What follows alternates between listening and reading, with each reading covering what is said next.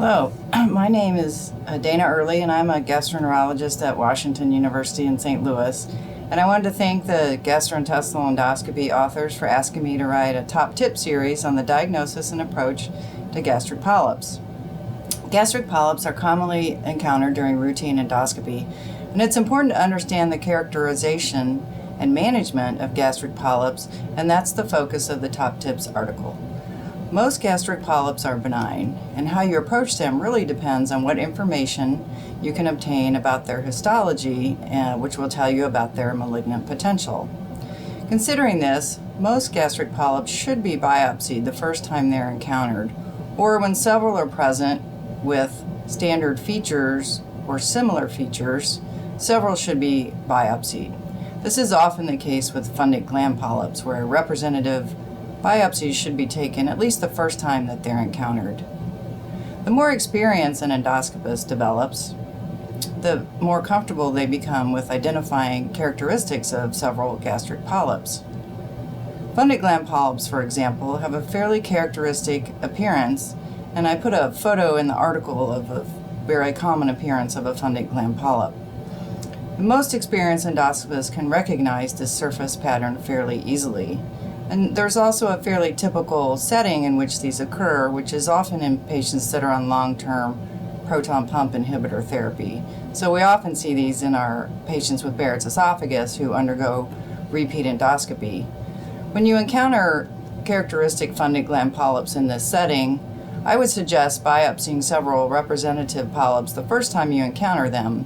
But if these polyps are proved to be fundic gland polyps based on histology, subsequent endoscopies, I don't think it's necessary to biopsy these polyps again unless there are some features that are not classic for fundic gland polyps.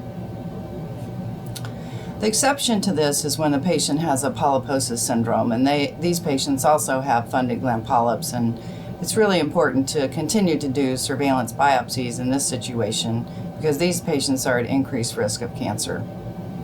When a polyp is encountered that doesn't have a typical appearance of a fundic gland polyp and or hasn't been previously biopsied, consideration should be given to complete resection if possible, particularly if the polyp is at least a half a centimeter or greater.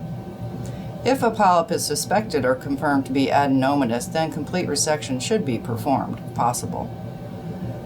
Neuroendocrine tumors occur in the stomach as well and have variable malignant potential and generally are treated differently depending on what setting they occur in. Type 1 gastric neuroendocrine tumors are seen in the setting of chronic atrophic gastritis. They're generally multiple, small, and located in the fundus in the body of the stomach. They have very low malignant potential. So small type 1 gastric neuroendocrine polyps should be resected endoscopically when possible, but again, they have low malignant potential, and sometimes representative samples are appropriate. At the same time that you encounter these, particularly for the first time, biopsies of the fundus should be obtained to assess for chronic atrophic gastritis. Type 2 gastric neuroendocrine polyps are seen in the setting of hypergastrinemia, which is rare, but they're also often multiple and located in the fundus and body. They also have a low malignant potential. But small type 2 neuroendocrine tumors in the stomach should be resected endoscopically when possible. These may be suspected prior to the endoscopy if a workup for hypergastrinemia has been performed or is being undertaken. Type 3 neuroendocrine polyps in the stomach are often solitary, in contrast to type 1 and type 2 neuroendocrine polyps. They're often located in the antrum and have an increased malignant potential compared to type 1 and type 2 gastric neuroendocrine tumors. Surgical resection is the treatment of choice if there's no evidence of metastatic disease. Complete resection endoscopically can be considered in certain situations. In terms of biopsying or resecting gastric polyp, the techniques are really the same as general biopsy and resection techniques. Regular large capacity cold forceps can be used in most cases for biopsy. I often place the forceps at the base of a fundic gland polyp and remove the entire polyp with this technique. When resection of gastric polyps is required, the technique and the equipment that you use really depends on the size and location. Most gastric polyps are small enough to be resected with a cold snare, which is 1 centimeter across when it's open.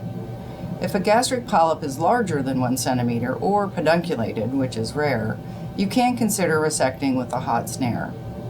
If a gastric polyp is broad base, which again is fairly uncommon, you can consider clip closure after polypectomy to reduce the risk of post-polypectomy bleeding. And you should also place the patient on proton pump inhibitor therapy while the polypectomy site is healing.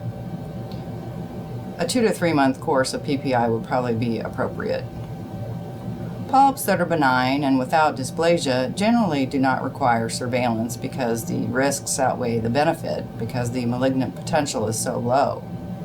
Adenomatous polyps and polyps with dysplasia should undergo surveillance, although the precise surveillance schedule is really unclear. In these situations, I generally perform a surveillance endoscopy in 6 to 12 months and determine if further surveillance is needed based on the findings at that time. So to summarize, gastric polyps are frequently encountered during endoscopy, and fundus gland polyps are the most commonly encountered type of polyp. Careful visual inspection of gastric polyps, along with focused biopsies and/or resection, should be considered in most situations.